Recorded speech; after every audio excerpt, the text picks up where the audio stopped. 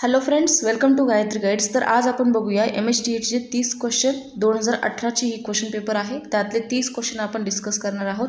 काल मी तुम्हाला video upload केलेला आहे। TETची जी काही एक्झाम आहे ती 10/11/2024ला 11व्या महिन्यात होणार आहे। 10 तारखेला पेपर 1 आणि पेपर 2 एकाच दिवशी होणार आहे। फक्त टाइम जो आहे तो पेपर 1चा जो आहे तो 10 वाजेपासून ते 2 वाजेपर्यंत टाइम असणार आहे आणि 10 वाजेपासून 1:30 वाजेपर्यंत आहे आय थिंक। आणि पेपर 2 जो आहे तो 2:30 ते 2 ते 4:30 असा काहीतरी टाइम आहे। ऑलरेडी मी तुम्हाला काल व्हिडिओ अपलोड केलेला आहे। ज्यांनी कोणी बघितलं नसेल त्यांनी आपल्या चॅनलवर जाऊन बघून घ्यायचं आहे, ठीक आहे। बाकीची बुक्स कोणते प्रेफर करायचे आहे त्याच्यावर पण व्हिडिओ बनवलेला आहे। MSTET काय आहे, TET व्यवस्थित आहे की सीटेट देणं गरजेचं आहे, किंवा कोणती एक्झाम बेस्ट असणार आहे, स्टेट लेवलसाठी काय आहे, किंवा मग सीटेट जी आहे सेंट्रल लेवलसाठी काय आहे, हे सगळं मी तुम्हाला डिटेल अपलोड केलेलं आहे। वारंवार त्याच गोष्टी विद्यार्थी विचारत असतात। हे सगळे जे काही व्हिडिओ आहे डिटेल व्हिडिओ आपण आपल्या चॅनलवर अपलोड केलेले आहे। बुक्स कोणते प्रेफर करायचे आहे, कोणते मार्क्स किती, कोणते सब्जेक्ट किती मार्क्सला आहे, कसं पेपरचं पॅटर्न कसा आहे, सिलेबस काय आहे, ते सगळं डिस्कस केलेलं आहे, ठीक आहे। बघूया, पहिल्या प्रश्नाकडे वळूया। खालीलपैकी कोणत्या मानसशास्त्राने अनुवंशासंबंधी संशोधन करून अनुवंशाचे नियम मांडलेले आहे। हेरिडिटीचे जे काही रूल्स आहे ते कोणत्या संशोधनाने मानलेले आहे किंवा कोणत्या मानसशास्त्राने मानलेले आहे, तर त्याचा आन्सर जे आहे ते गाल्टन असणार आहे।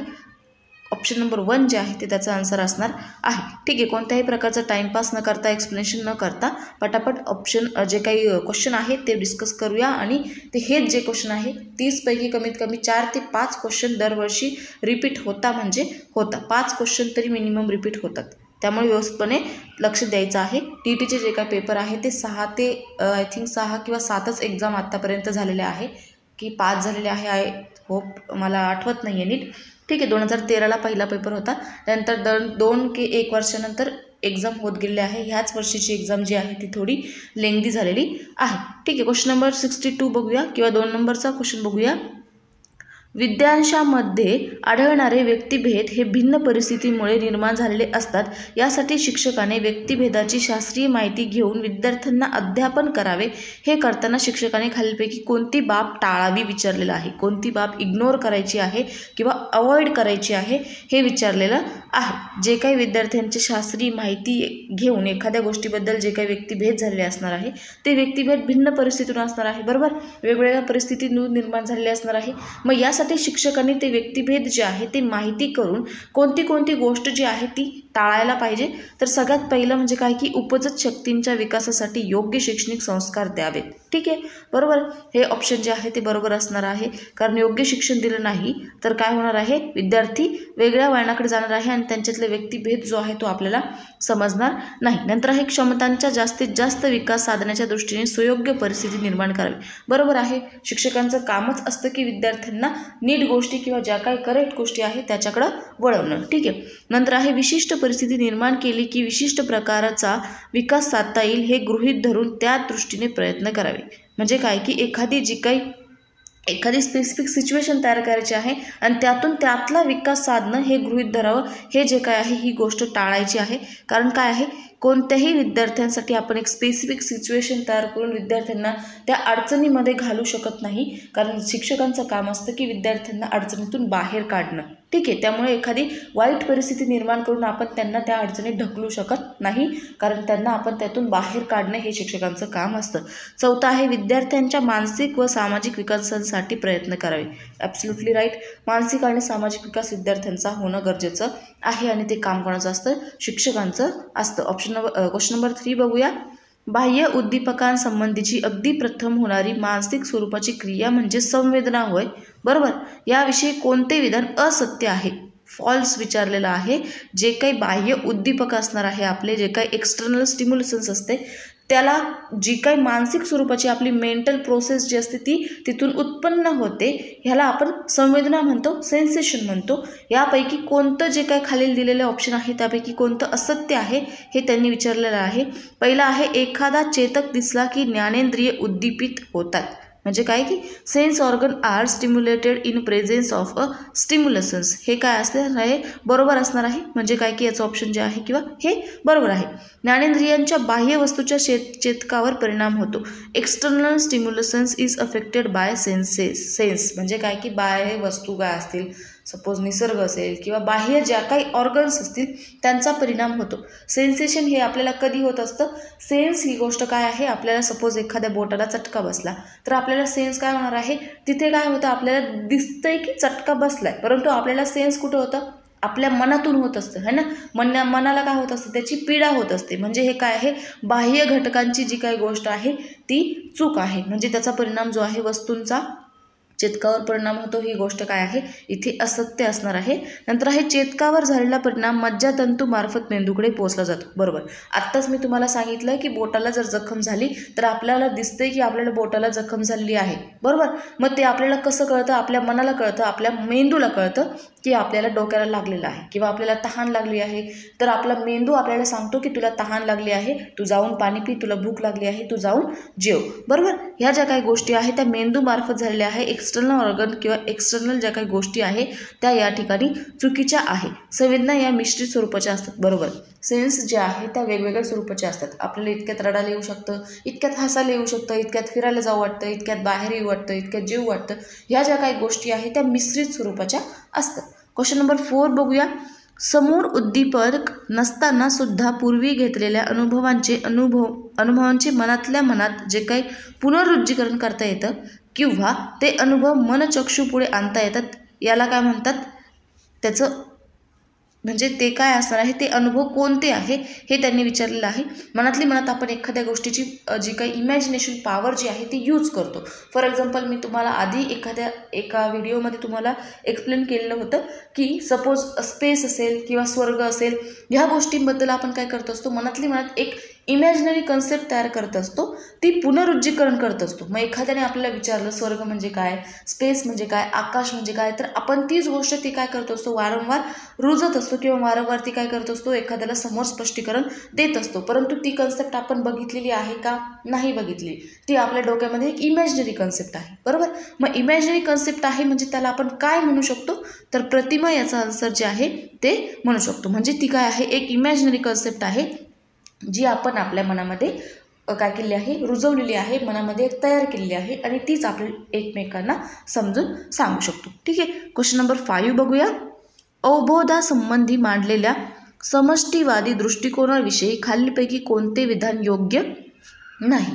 मी आधीही सांगितलेलं आहे की जे काही सीटेट आणि TETचे जे काही पेपर असणार आहे त्यामध्ये तुम्हाला जास्त करून काय विचारलेलं असतं, असत्य गोष्ट काय आहे ते क्वेश्चन या ठिकाणी विचारलेले असतात. काय आहे क्वेश्चन, अवबोधासंबंधी मांडलेला समष्टीवाद जो दृष्टिकोन आहे, ज्याला आपण काय म्हणतो गेस्टल पॅटर्न जो दृष्टिकोन आहे, तो खालीलपैकी कोणते विषय त्याच्याबद्दल जे काही विधान जे आहे त्याच्याबद्दल योग्य नाही.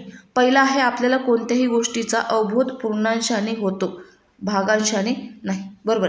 एखादी गोष्टीचं अवबोधन होणं म्हणजे काय की एखादी गोष्ट समजणं, एखादी गोष्ट आपल्याला मनापासून काय होतं तिची जाणीव होणं किंवा ती काय म्हणतात त्याला आपण रुजणं मनात किंवा ती अवबोध होणं म्हणजे त्याचा बोध होणं, ती गोष्ट समजणं. मग त्याचं काय आहे, आपल्याला कोणत्याही गोष्टीचा अवबोध पूर्णशाने होतो, भागाशाने नाही. एखादी गोष्ट आपल्याला समजली म्हणजे ती काय करते, आपल्याला पूर्ण गोष्टीने समजत असते, भागाभागाने समजते का नाही. सपोज तुम्हाला पोळ्या करायच्या तर तुम्ही पोळ्या काय करणार आहेत, कशा करणार आहेत, त्या पूर्ण पद्धतीने करणार आहे ना, की आधी पीठ मळायचं, मग त्या पोळ्या लाटायच्या, मग त्या भाजायच्या. तुम्ही असं उलटं करू शकतात का, नाही. म्हणजे काय, ती गोष्ट आपल्याला पूर्णपणे समजत असते, एखाद्या शॉर्टकट भाग करून काय असतं समजत नाही. परंतु खूप लेंदी गोष्ट असेल तर ती आपल्याला भाग करून किंवा जे काही शिकण्याची कन्सेप्ट असते ती आपल्याला काय करावी लागते, एका छोट्या छोट्या कन्सेप्टमधून शिकावी लागते. फॉर एक्झाम्पल तुम्हाला क्षेत्रफळ काढायचं आहे, कशाचं, आयताचं. मग तुम्हाला आधी शिकायला लागतं की आयत म्हणजे काय किंवा मग सर्कलचं काढायचं आहे तर तुम्हाला आधी शिकायला लागतं सर्कल म्हणजे काय. सर्कलला एक केंद्रबिंदू असतो, त्याला त्रिज्या असतात, त्याला डायमीटर असतं, जे काय आहे ते तुम्हाला सगळं आधी शिकायला लागतं आणि नंतर तुम्हाला कळतं की सर्कलचं क्षेत्रफळ कसं काढायचं आहे. बरोबर. नंतर क्वेश्चन ऑप्शन नंबर 2 आहे, पूर्णशाने अवबोधन होणे म्हणजे वस्तूविषयीच्या गोष्टी साकल्याने लक्षात येतात. बरोबर. जे काय आपल्याला एखाद्या गोष्टीचं पूर्ण अंशाने अवबोधन झालेलं आहे, ती गोष्ट आपल्याला पूर्ण अंशाने समजलेली आहे म्हणजे आपल्याला त्या विषयीबद्दलचे सगळ्या गोष्टी ज्या आहेत त्या लक्षात येत असतात. वस्तूचा पूर्ण म्हणजे तिच्या भागांची साधी बेरीज होय. वस्तूचा पूर्णता म्हणजे काय की तिच्या भागांची साधी बेरीज होय. हे ऑप्शन जे आहे ते असत्य आहे. नंतर आहे क्वेश्चन नंबर 6 बघूया. चित्रपट पाहून झाल्यानंतर बऱ्याच दिवसांनी चित्रपटातला एखादा प्रसंग जसाच तसा आठवणं, एखादा पाहिलेला क्रिकेटचा सामना मनपटलावर जसेच्या तसा साकार होणं, हे खालीलपैकी कोणत्या कल्पनेमुळे किंवा खालीलपैकी कल्पनेच्या कोणत्या प्रकारामुळे घडतं. बरोबर, आपल्याला खूप जुना पिक्चर बघितला आहे आपण एखादा 7-8 वर्षापूर्वी, 4-5 वर्षापूर्वी, 3-4 वर्षापूर्वी, तर तो पिक्चर आपल्याला जसाचा तसा आठवणं हे कल्पनेच्या कोणत्या प्रकारामुळे होतं असं त्यांनी विचारलेलं आहे. तर पहिला प्रकार आहे याच्यामध्ये व्यावहारिक कल्पना. नाही, व्यावहारिक म्हणजे काय की आपण इथे एखादी गोष्ट आठवतोय, बरोबर, एखादा पिक्चर आठवतोय, बरोबर, म्हणजे काय की इथे आपल्याला काय होतं, एखादी गोष्ट वारंवार आठवते म्हणजे आपण त्याचं काय करतो आहे, पुनरुत्पादन करतो आहे, किंवा मग ती कल्पना जी आहे ती कल्पना स्वैर कल्पना असणार आहे. स्वैर कल्पना म्हणजे काय की ती गोष्ट आपल्याला रिप्रोडक्टिव्ह इमॅजिनेशन असणार आहे, म्हणजे ती एक रिप्रोडक्टिव्ह सिस्टीम आपल्याला माहीत आहे, बरोबर. आपली जी काय बॉडी असते ती रिप्रोडक्टिव्ह सिस्टीमवर जशी काय असते, आज जी आहे रिफ्रेश झाली की उद्या म्हणजे ती काय होत असते, वारंवार आपल्या ज्या काही नसा असतात त्या रिफ्रेश होत असतात, ते जे काही रक्त असतं ते रिफ्रेश होत असतं, म्हणजे ती काय करत असते, वारंवार त्या कृती काय करत असते. म्हणजे एखादी गोष्ट आपल्याला वारंवार आठवते आहे म्हणजे काय होत आहे, त्या गोष्टीबद्दल आपण ती गोष्ट रिप्रोड्यूस करतो आहे, परत तिला काय करत आहोत, प्रोड्यूस करत आहोत, तयार करत आहोत. म्हणजे ती काय असते, एक इमॅजिनरी कन्सेप्ट आहे जी आपल्याला वारंवार आठवते किंवा जशी ते तशी आठवते, त्याला आपण स्वैर कल्पना म्हणतो किंवा रिप्रोडक्टिव्ह इमॅजिनेशन असं म्हणतो. नंतर आहे क्वेश्चन नंबर 7, विचार करणे ही गुंतागुंतीची प्रक्रिया आहे, बरोबर. यामध्ये खालीलपैकी कोणकोणत्या मानसिक प्रक्रियांचा समावेश होतो. विचार करणं काय आहे, एक कॉम्प्लेक्स मेथड आहे. मग यापैकी कोणत्या ज्या काही मानसिक प्रक्रिया आहे, मेंटल प्रोसेस ज्या आहे त्या कोणत्या कोणत्या या ठिकाणी यूज होतात किंवा त्यांचा समावेश होतो. एक आहे परसेप्शन, अवबोधन. दुसरं आहे रिझनिंग अँड ॲनालिसिस. नंतर आहे संकल्पना. नंतर आहे तर्क व चिकित्सा आणि स्मरण. इथे जे काही ऑप्शन आहे ते उलटे पालटे झालेले आहे. मग काय करतो आहे, इथे काय विचारला, विचार करण्याची कृती जी आहे ती मानसिक प्रक्रियांचा कोणता संकल्प या ठिकाणी होणार आहे, बरोबर. मग अ ब क बरोबर, अ क ड बरोबर, अ ब ड बरोबर आणि लास्ट असणार आहे अ ब क ड सर्व बरोबर. मग एखादी गोष्ट आपल्याला काय करतो आहे, गुंतागुंतीची प्रक्रिया आहे ती मानसिक प्रक्रियाशी संबंधित असल्यामुळे पहिली गोष्ट म्हणजे काय की आपल्याला तिथे अवबोधन होत असतं, म्हणजे ती काय असते, एक परसेप्शन थिंकिंग आहे. दुसरी आहे संकल्पना, म्हणजे एक ती कॉन्सेप्ट आहे जी आपल्याला वारंवार आठवत असते, बरोबर.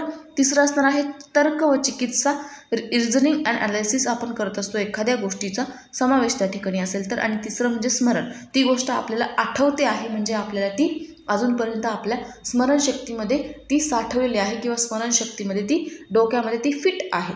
म्हणजे काय, सगळे जे काही ऑप्शन आहे ते इथे बरोबर असणार आहे, बरोबर. ऑप्शन नंबर 4 जे आहे ते इथे बरोबर असणार आहे. क्वेश्चन नंबर 8 बघूया. खाली दिलेल्या उदाहरणांमध्ये कोणते उदाहरण हे विचार प्रक्रियेतील अवबोधनात्मक स्तराचे उदाहरण आहे ना.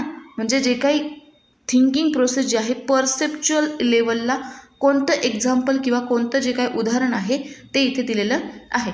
पहिला असणार आहे एखाद्या विषयावर भाषण देताना विचार करणं. एखाद्या विषयावर आपल्याला भाषण द्यायचं आहे तर आपण त्या ठिकाणी विचार करतो का, नाही. आपण एखाद्या गोष्टीवर भाषण द्यायचं असेल तर आपण त्या गोष्टीचा विचार आधी केलेला असतो, किंवा एखाद्या गोष्टीवर आपल्याला डायरेक्ट बोलायला लावलं तर आपण विचार करत नाही, बरोबर. आपण त्या गोष्टीचं काय करत असतो, डायरेक्ट जे काही आपल्या मनामध्ये येत असतं ती गोष्ट बोलत असतो.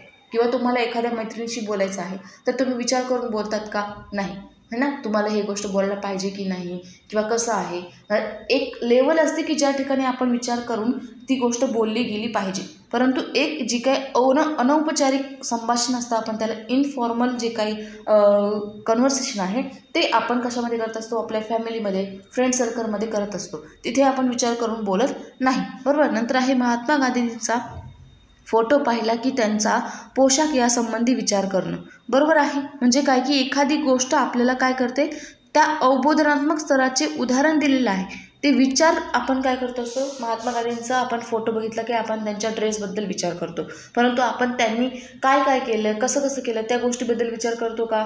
त्यांनी सत्याग्रह केला, मग गुजरातला गेले, हे केलं ते केलं, ह्या गोष्टींचा आपण विचार करत नाही. फक्त त्यांची प्रतिमा बघितली की आपण काय करतो, त्यांचं जे काही इमॅजिनरी आपण त्यांना काय करतो असतो, आठवत असतो की ते असे असतील, त्यांचा पोशाख असा असेल, त्यांची काठी अशी असेल, बरोबर. तो त्यांचा प्रवास आठवत असतो. परंतु त्यांनी केलेले जे काही विचार असतील किंवा त्यांनी जे काही काम केलेलं आहे, कामगिरी केली आहे ते आपण आठवत बसत नाही. एखादी कथा लिहिताना विचार करणं ही गोष्ट जी आहे म्हणजे काय की आपण एखाद्या माणसाला किंवा एखाद्या गोष्टीला बघून त्या गोष्टीबद्दल विचार करू शकतो, परंतु एखादी गोष्ट किंवा एखादं भाषण करणं, निबंध लिहिणं या गोष्टीबद्दल आपण विचार काय करत असतो, करत नाही. सपोज तुम्हाला 10 मिनटं निबंध दिलेला आहे, तुम्ही 10 मिनटं विचार करण्यामध्ये तुम्हाला 10 मिनटात 10 मार्क्सचा किंवा 10 ओळींचा निबंध लिहायचा आहे, तर तुम्ही विचार करून लिहिशाल का? नाही. तुम्हाला जे एकदा लिहायला लागल्यावर जे तुम्हाला आठवल तुम्ही ते काय करणार आहात, लिहित असणार आहात किंवा जे तुम्ही आठवल ते तुम्ही बोलणार आहात. बरोबर. तर ऑप्शन नंबर 2 जे आहे ते इथे बरोबर असणार आहे. क्वेश्चन नंबर 9 बघूया. स्मरणाचा प्रमुख घटक ग्रहण यावर परिणाम करणारा एक घटक म्हणजे व्यक्तीची मनोघडण हे वाक्य डबल झालेलं आहे. व्यक्तीची मनोघडण यामध्ये खालीलपैकी कोणती बाब येते? स्मरणाचा प्रमुख घटक ग्रहण करणं यावर परिणाम करणारा एक घटक म्हणजे व्यक्तीची मनोघडण असते. यामध्ये खालीलपैकी कोणती गोष्ट जी आहे ती येत असते? काय विचारलं आहे? An individual structure of mind affect the retention which is an important factor of a memory. है ना. खालीलपैकी ऑप्शन आहे intensity of stimulus, meaningfulness, mental maturity, source of stimulus. है ना. एखाद्या गोष्ट जी आहे ती आपल्याला आठवते आहे, आपण तिच्यावर विचार करत आहोत आणि ती गोष्ट काय करते असते, व्यक्तीबद्दल मनोघडण करत असते. व्यक्तीची जी काही मनाची घडण आहे ती घडण करत असते. म्हणजे इथे काय होत असतं, अर्थपूर्णता जी आहे ती गोष्टीची आपण काय करत असतो, मनात विचार करून त्या गोष्टीला आपण एक अर्थ देत असतो, पूर्ण प्रकारे अर्थ देत असतो. फॉर एक्झाम्पल, तुम्ही खूप स्ट्रॉंग झाले आहात, तुमचे वेट जे आहे ते 70, 80, 90 किलोपर्यंत पोहोचलं आहे. बरोबर. मग तुम्ही त्या गोष्टीबद्दल काय करता आहात, तुम्हाला जिमला जायचं आहे, तुम्हाला एक्सरसाइज करायची आहे किंवा तुम्हाला खाणंपिणं अवॉइड करायचं आहे किंवा तुम्हाला जिम करायचं आहे. मग तुम्ही काय करता असतात, मनात त्या गोष्टीबद्दल घडण करत असतात की तुम्ही असं केलं तर तुमच्यासोबत असं होऊ शकतं. 2 महिने तुम्ही एक्सरसाइज केले तर तुमचं वेट कमी होईल, 4 महिने तुम्ही खाणं अवॉइड केलं तर तुमचं वेट कमी होईल किंवा जे काय आहे ते तुम्ही काय करत असतात, एक मनाबद्दल तुमच्या जी काही बॉडी आहे तिची घडण करत असतात. कुठे? मनामध्ये. म्हणजे तुम्ही काय करता आहात, त्या गोष्टीचा अर्थपूर्ण विचार करत आहात, मिनिंगफुल त्याचा विचार करत आहात की असं केलं तर असं होईल. म्हणजे ऑप्शन नंबर 2 जे आहे ते इथे बरोबर असणार आहे. नंतर क्वेश्चन नंबर 70 बघूया. 10 नंबरचा क्वेश्चन बघूया. धारणेचे मापक करताना खालीलपैकी कोणती पद्धती वापरली जात नाही? धारणा जी आहे तिला आपण काय म्हणू शकतो, रिटेन्शन जे आहे तिचा वापर करताना खालीलपैकी कोणती गोष्ट करता येत नाही? पुनरुज्जीवन जे आहे ते इथे करता येत नाही. ठीक आहे. नंतर क्वेश्चन नंबर 71 बघूया. कोंबज व स्निग यांनी मांडलेल्या प्रेरणेच्या व्यायामध्ये खालीलपैकी कोणते विधान समाविष्ट आहे? कोंबज आणि स्मिथ जे आहे यांच्यापैकी कोणतं जे काही विधान जे आहे ते समाविष्ट आहे? पहिला असणार आहे प्रतिक्रियामधील जोश वाढवणारी स्थिती, ससंकल्पना राखण्यासाठी वर्तनाला मिळणारी चालना, साध्य गाठण्यास व वर्तमानाचा उत्साह टिकून ठेवणारी शक्ती. ही जे काय आन्सर आहे ते इथे बरोबर आहे. क्वेश्चन नंबर 72 बघूया. थर्स्टनने भाषिक क्षमता, स्मृती, संख्याज्ञान, अवबोधगती, अनुमान, अवकाश ज्ञान, समस्या अवकल या प्राथमिक व मानसिक क्षमतांना प्रमाण मानून खालीलपैकी बुद्धीची कोणती उपपत्ती मांडलेली आहे? तर हे काय आहे, थर्स्टनची एक भाषिक क्षमता आहे ज्याच्यामध्ये त्यांनी अनेक प्रकारच्या उपपत्त्या ज्या आहेत त्या मांडलेल्या आहे. म्हणजे त्यामध्ये संख्यात्मक असतील किंवा स्मृती जे काही मेंटली असतील किंवा 2 घटक असतील. अवबोधगती म्हणजे द्विघटीय प्रतीक आहे. संख्याज्ञान म्हणजे काय आहे, संख्यात्मक उपपत्ती आहे. स्मृती क्षमता म्हणजे काय आहे, शक्तिवादी उपपत्ती आहे. म्हणजे काय आहे, त्यांनी एक मिक्स प्रकारची जी काही भाषिक क्षमता आहे ती मांडलेली आहे. म्हणजे ऑप्शन नंबर 3 जे आहे ते बरोबर आहे. अनेक घटक उपपत्ती थर्स्टनने काय केली आहे, मांडलेली आहे. नंतर बघूया क्वेश्चन नंबर 73 बघूया. सन 1990 मध्ये भावनिक बुद्धिमत्तेची उपपत्ती जॉन मेयर व टिंब यांनी मांडली. तर पीटर सॅलोव्ही हे जे आहे त्याचा आन्सर असणार आहे. क्वेश्चन नंबर 74 बघूया. खाली दिलेल्या मानसिक संघर्षाच्या परिणामांपैकी कोणता घटक किंवा कोणता परिणाम अयोग्य आहे हे विचारले आहे, चुकीचा आहे ते विचारले आहे. व्यक्ती वैफल्याच्या तावडीत सापडणे हे जे काय आहे इथे चुकीचं आहे असं ऑप्शन याचा आन्सर असणार आहे. क्वेश्चन नंबर 75 बघूया. बड्या व्यक्तीबरोबर काढलेले जे काही फोटो आहे तिथे आपल्याला आलेले एखादे पत्र इतरांना दाखवून छाप पाडण्याचा प्रयत्न करणे म्हणजे संरक्षण यंत्रणेचा वापर करणे. तर याची जी काही हे आहे, म्हणजे एखादी गोष्ट सपोज तुम्ही मोदींना भेटला किंवा एखाद्या हिरोईनना भेटला, तर तिथे आपण काय करत असतो, फोटो काढत असतो त्या व्यक्तींबरोबर. म्हणजे आपण काय करत असतो, इतरांना येऊन सांगत असतो. तिथे तुम्ही एखाद्याला भेटला तर तुम्ही तुमच्या गावाला फ्रेंडला येऊन सांगणार की आम्ही त्यांना भेटलो. म्हणजे आपण तिथे कोणत्या प्रकारचं संरक्षण यंत्रणा वापरतो आहे, तर ऑप्शन नंबर 2 जे आहे प्रतिपूरक जे आहे त्याचं आन्सर असणार आहे कॉम्पेन्सेशन. आपण काय करत असतो, एखाद्या गोष्टीबद्दल घेत असतो की मी त्या एखाद्या मोठ्या व्यक्तीला जाऊन भेटले. म्हणजे आपण तिथे काय करतो असतो, त्या मोठ्या जवळ आपण काय करतो असतो, एक छोटे व्यक्ती असतो, परंतु आपण इतर व्यक्तींसमोर मित्रमैत्रिणींना आपण जाऊन सांगतो की आम्ही त्यांच्याकडे गेलो, म्हणजे आमची त्या व्यक्तींबद्दल किंवा त्या व्यक्तींना आम्ही भेटलो, म्हणजे आम्ही खूप मोठे झालो. म्हणजे काय आहे, तिथे एक कम्पेन्सेशन लेवल आपण काय करत असतो, यूज करत असतो. क्वेश्चन नंबर 76 बघूया. 2 समान अध्ययन परिस्थितीमधील विषयांश, ज्ञान, तंत्र, कौशल्य इत्यादी घटक व उद्दिष्टे यामध्ये समानता असेल तर अध्ययन संक्रमण होते. ही समान घटक उपपत्ती जी आहे ती खालीलपैकी कोणत्या मानसशास्त्राने मांडलेली आहे, तर जड जे आहे हे याचा आन्सर असणार आहे. हा क्वेश्चन मागच्याही 2019च्या क्वेश्चन पेपरमध्ये आपण बघितला होता.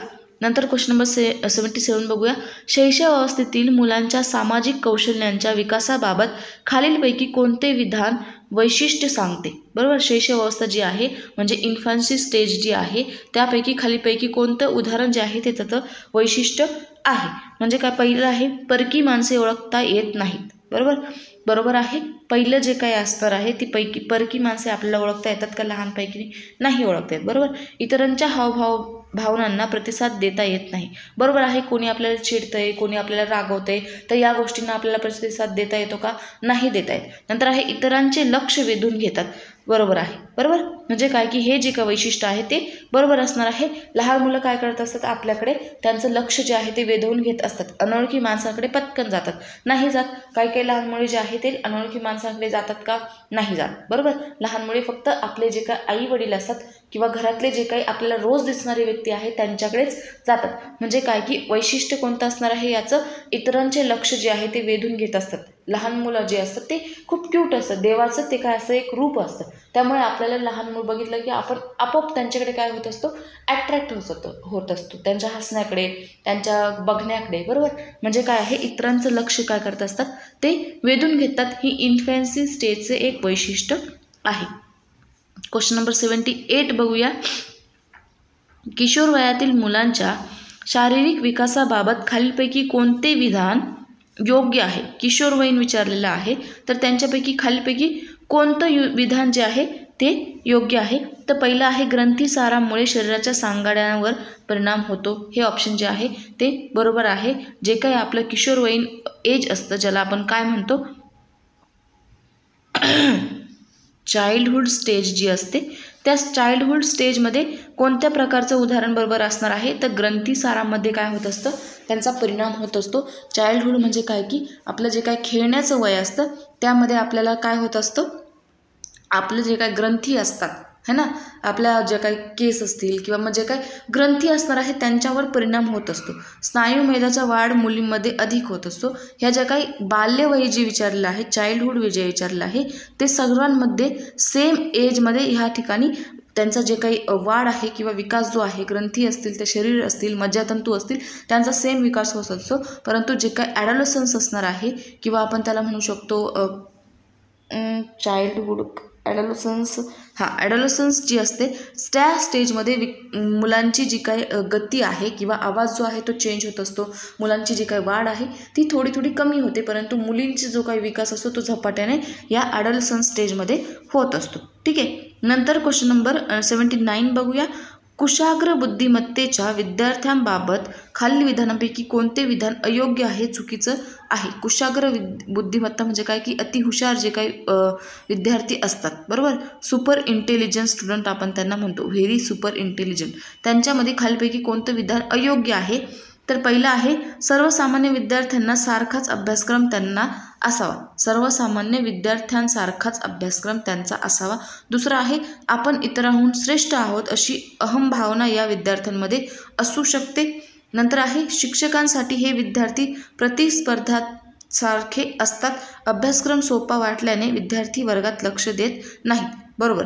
अति हुशार जे काही विद्यार्थी असतात ह्या सगळ्यांमध्ये ही जी काही वैशिष्ट्ये आहे ती बरोबर आहे. सगळ्यात चूक काय असणार आहे, त्यांचा सर्वसामान्य अभ्यासक्रम जो आहे तो सर्वसामान्यासारखा नसतो. सर्वसामान्यांसारखा असला तरी तो त्यांच्यामध्ये काय असतात, ते मुलं अग्रगण्य असतात. म्हणजे काय की ऑप्शन नंबर 1 जे आहे ते चुकीचं आहे. म्हणजे काय आहे, ते बरोबर ऑप्शन आहे परंतु ते या ठिकाणी या सर्वांमध्ये अयोग्य आहे. म्हणजे ऑप्शन नंबर 1 याचा आन्सर असणार आहे. क्वेश्चन नंबर 80 बघूया. व्यक्तीच्या जैविक देणगीपासून व्यक्तीने जीवन जगेपर्यंत केलेली वाटचाल म्हणजे व्यक्तिमत्व, अशी व्याख्या खालीलपैकी कोणत्या मानसशास्त्राने मांडलेली आहे. तर याची जी काय आन्सर आहे ते G.W. ऑलपॉट जे आहे यांनी ही अशी व्याख्या मांडलेली आहे. नंतर आहे 81 नंबरचा क्वेश्चन. कंठग्रंथीपासून थायरॉक्सिन हा स्राव जेव्हा जास्त प्रमाणात पाझरतो तेव्हा त्या व्यक्तीमध्ये खालीलपैकी कोणते लक्षण दिसून येते. तर या व्यक्ती ज्या आहे त्या अस्थिर असतात. ज्या काही कंठग्रंथी असते ते थायरॉइड आपण त्याला म्हणतो, त्या ग्रंथी ज्या आहे त्यांचा स्राव जो आहे तो जास्त प्रमाणात जेव्हा वाढतो तेव्हा त्या व्यक्ती काय असतात, स्टेबल नसतात. बरोबर. म्हणजे ऑप्शन नंबर 2 जे आहे त्याचं आन्सर जे असणार आहे. क्वेश्चन नंबर 82 बघूया. अध्ययन उपपत्तींच्या वर्गीकरणामध्ये ज्ञानात्मक उपपत्तीमध्ये खालीलपैकी कोणत्या मानसशास्त्राचा समावेश होत नाही. अध्ययन उपपत्ती जे आहे लर्निंग आपण त्याला म्हणू शकतो, लर्निंग थेरीज ज्या असणार आहे किंवा कॉग्निटिव्ह थेरीज ज्या आहे. बरोबर. कॉग्निटिव्ह ज्या थेरी आहे शिकण्याच्या अध्ययनाच्या ज्या काही कॉग्निटिव्ह थेरी आहे त्यापैकी खालीलपैकी कोणत्या मानसशास्त्राचा काय होत नाही, समावेश होत नाही. तर ग्रुथी याचं आन्सर जे आहे ते असणार आहे. लेविन, मेन आणि ब्रुनर हे तिघजण तर मेन आहे. ब्रुनर तर हा आपल्याला त्यांनी 4 वर्गीकरणाच्या स्टेज ज्या आहे त्या मांडलेल्या आहे. आपण क्वेश्चन F1 जो काय आपला पेपर आहे F2च्या विषयामध्ये बघितलेलं आहे. नंतर क्वेश्चन नंबर 83 बघूया. व्यक्ती व तिच्या भोवतालचे वातावरण यांच्यातील आंतरक्रियांमधून मर्मदृष्टी प्राप्त होते व समस्या सोडविली जाते असे मत कोहलर यांनी मांडले आणि प्रयोगाने हे सिद्ध केले. याकरिता त्यांनी खालीलपैकी कोणत्या प्राण्यावर प्रयोग केला होता. कोहलरनी आपल्याला माहिती आहे की चिंपांजी हा जो प्राणी आहे त्यांनी यूज केलेला होता. नंतर जे काही कोहलबर्गनी चिंपांजीचा यूज केलेला होता. थार्नडाईकनी मांजराचा यूज केलेला होता आणि कुत्र्याचा यूज आय थिंक पावलोवनी काय केलेलं होतं, कुत्र्याचा यूज केलेला होता त्यांच्या अभ्यासामध्ये. नंतर क्वेश्चन नंबर 84 बघूया. खाली दिलेल्या अध्यापन प्रक्रियेचे स्वरूप सांगणारी विधाने दिलेली आहेत. त्यापैकी कोणते विधान योग्य नाही असं विचारलेलं आहे. योग्य नाही, इनकरेक्ट विचारलेलं आहे. तर ऑप्शन नंबर 3 याचं आन्सर जे आहे ते असणार आहे. अध्यापन हे नैसर्गिक व सहज आहे. बरोबर. पहिला असणार आहे ऑप्शन. अध्ययनास गतिमान अध्ययन करण्याचे सामर्थ्य अध्यापन प्रक्रियेत होत असते. बरोबर. अध्यापन प्रक्रिया जी आहे ती खूप जास्त गतिमान प्रक्रिया आहे. अध्यापन हे अध्ययनास पोषक आहे. अध्यापन हे एक नैसर्गिक व असहज आहे. म्हणजे काय की अध्यापन ही प्रक्रिया नैसर्गिकरित्या होत नसते, ती आपल्याला आत्मसात करणं असतं किंवा आत्मसात करणं गरजेचं असतं. त्यानंतर क्वेश्चन नंबर 85 बघूया. खालीलपैकी कोणत्या प्रतिमानांमध्ये आपल्या आजूबाजूच्या अनिष्ट प्रश्नांचे निरीक्षण करणं, त्यासंबंधी चर्चा करणं, अनिष्ट प्रथांचे बळी झालेल्या व्यक्तींच्या मुलाखती घेणं इत्यादी गोष्टींचा विचार केलेला असतो. तर पहिला आहे व्यक्तिगत विकास प्रतिमाने. यामध्ये काय आहे, व्यक्तिगत म्हणजे काय, इथे फक्त पर्सनल ज्या काही गोष्टी आहे, पर्सनल स्वतःचा विकास घडवणं, स्वतःवर निरीक्षण करणं, स्वतःबद्दलच्या ज्या काही कमतरता आहे त्यांचा विकास करणं, ह्या गोष्टी असणार आहे. म्हणजे हे ऑप्शन जे आहे ते चुकीचं आहे. नंतर आहे सामाजिक आंतरक्रिया. म्हणजे काय की इथे सोशियल जे काही गोष्टी आहेत त्या आपण काय करत असतो, एकमेकांमध्ये देत असतो. ही गोष्टसुद्धा इथे नसणार आहे. त्यानंतर आहे ज्ञान प्रतिकरण प्रतिमान. या गोष्टीमध्ये आपण काय करत असतो, नॉलेज जे आहे ते घडवत असतो. आणि चौथा आहे वर्तन परिवर्तन प्रतिमान. हे ऑप्शन जे आहे ते इथे बरोबर असणार आहे. म्हणजे काय करणं की एखाद्या गोष्टीबद्दलचं निरीक्षण करणं म्हणजे काय करत असतो आपण, आजूबाजूचं निरीक्षण करणं, एखाद्या गोष्टीबद्दलचं निरीक्षण करणं म्हणजे काय करत असतो आपण, तिथे एक वर्तन घडून आणत असतो त्या स्थितीमध्ये. नंतर क्वेश्चन नंबर 86 बघूया. अध्ययन म्हणजे अशी कृती की जी कृती नव्या परिस्थितीला प्रतिसाद देण्याचे आयोजन करते. अशी व्याख्या खालीलपैकी कोणत्या मानसशास्त्राने केलेली आहे. तर याचा आन्सर जे आहे गॅरेट याचा आन्सर आहे. ऑप्शन उलटपालटे झाले आहे. गॅरेट याचा आन्सर असणार आहे. ही जी काही डेफिनेशन आहे ही आपल्याला F2च्या सब्जेक्टमध्ये बघायला भेटेल. आपला जो काही फर्स्ट इयर DLED आहे त्याच्यामध्ये ही कॉन्सेप्ट जी आहे ती आपल्याला बघायला भेटते. त्यानंतरचा क्वेश्चन नंबर 87 बघूया. खाली दिलेल्या अध्ययनाविषयीच्या विधानामध्ये कोणते विधान योग्य नाही? वाढत्या वयात होणारे नैसर्गिक बदल हे अध्ययनच होय. चुकीचं आहे. हे ऑप्शन जे आहे ते चुकीचं आहे. वाढत्या वयात होणारे जे काही बदल असतात ते काय असतात, एक हेरिडिटी त्याला आपण म्हणू शकतो. ते अनुवंशातून होत असतात. ते नैसर्गिकरित्या अध्ययनामधून होत नसतात. लर्निंगमधून ह्या ज्या काही गोष्टी आहेत त्या होत नसतात. वाढत्या वयातले होणारे बदल हे नैसर्गिक आहे आणि ते हेरिडिटी माध्यमातून होत असतात, परिवेशातून होत असतात, परिसरातून होत असतात, अध्ययनामधून होत नाही. ऑप्शन नंबर 1 जे आहे ते इथे चुकीचं असणार आहे. त्यानंतर 88 बघूया. Question number 88. खाली दिलेल्या मानवी वर्तनातील विकासाच्या 3 पातळ्या आणि त्यांची उदाहरणे यांच्या योग्य जोड्यांचा पर्याय या ठिकाणी आपल्याला ओळखायचा आहे. इथे तुम्हाला विकास पातळ्या दिलेल्या आहे आणि खाली पर्याय दिलेले आहे. शारीरिक पातळी, बौद्धिक पातळी, भावनात्मक पातळी. नंतर त्यांचे ऑप्शन दिले आहे. कल्पनाशक्तीचा विकास होणं, अभिवृत्ती निर्माण होणं आणि निरनिराळ्या कौशल्य निर्माण होणं. त्या ठिकाणी खाली त्यांना दिलेलं आहे, ऑप्शन दिलेले आहे. तर या ठिकाणी पहिलं ऑप्शन बघूया. शारीरिक पातळीमध्ये आपण काय करत असतो, निरनिराळ्या गोष्टींचे कौशल्य जे आहे ते आत्मसात करत असतो. म्हणजे पहिल्याचा आन्सर जे असणार आहे 3 असणार आहे. दुसरं आहे बौद्धिक पातळीमध्ये आपण काय करत असतो, कल्पनाशक्तींचा विकास होत असतो. बरोबर. बौद्धिक पातळीमध्ये आपला काय होत असतं, दुसऱ्याचं आन्सर काय असणार आहे 1 असणार आहे. कल्पनाशक्तीचा वापर होतो. आणि तिसरं असणार आहे भावनात्मक पातळी. भावनात्मक पातळीमध्ये काय होत असतं, आपलं अभिवृत्ती निर्माण होत असतात. बरोबर. म्हणजे काय की ऑप्शन नंबर 3 जे आहे त्याचा आन्सर काय आहे 2 याचा आन्सर असणार आहे 2 नंबरचं. म्हणजे काय आहे 3, 1, 2 पर्याय कुठे असणार आहे ते ऑप्शन जे आहे ते बरोबर आहे. म्हणजे ऑप्शन नंबर 3 जे आहे ते आन्सर इथे बरोबर असणार आहे. त्यानंतरचा पुढचा जो काही प्रश्न आहे 89 नंबरचा, तर तो बघूया. 89 नंबरचा क्वेश्चन विचारलेला आहे. कितीही प्रयत्न केले तरी प्रगतीच्या ज्या एका विशिष्ट मर्यादेपलीकडे आपण जाऊ शकत नाही तो अध्ययन वक्राचा टप्पा म्हणजे काय? तर याचं आन्सर जे आहे ते पठारावस्था याचं आन्सर जे आहे ते असणार आहे. म्हणजे काय की आपण कितीही प्रयत्न केला तर त्या एखाद्या गोष्टीच्या पलीकडे आपण जाऊ शकत नाही. म्हणजे ते काय आहे पठारावस्था असणार आहे. त्यानंतरचा क्वेश्चन नंबर 90 बघूया. लास्ट क्वेश्चन आहे. अर्थपूर्ण शाब्दिक अध्ययनात अगोदर माहिती असलेल्या माहितीचे नवीन माहितीची सांगड घातलेली असते. या दोन्ही गोष्टींची जुळणी करणे महत्त्वाचे असते असे मत आसुबेल यांनी खालीलपैकी कोणत्या अध्ययन उपपत्तीमध्ये मांडलेले आहे? तर ऑप्शन नंबर 1 जे आहे ते अध्ययन व अनुदेशन उपपत्ती हे ऑप्शन नंबर 1 इथे असणार आहे. तर अशा प्रकारे हे 30 क्वेश्चन आपण या ठिकाणी बघितलेले आहे. क्वेश्चन खूप जास्त कन्फ्युजन झालेले आहे कारण क्वेश्चनचं जे काही एडिट करताना थोडे वर खाली झाले त्यामुळे ते व्यवस्थितपणे आपल्याला समजले गेले नसतील. परंतु जी काय PDF आहे ती म्यूट करून तुम्ही बघू शकतात.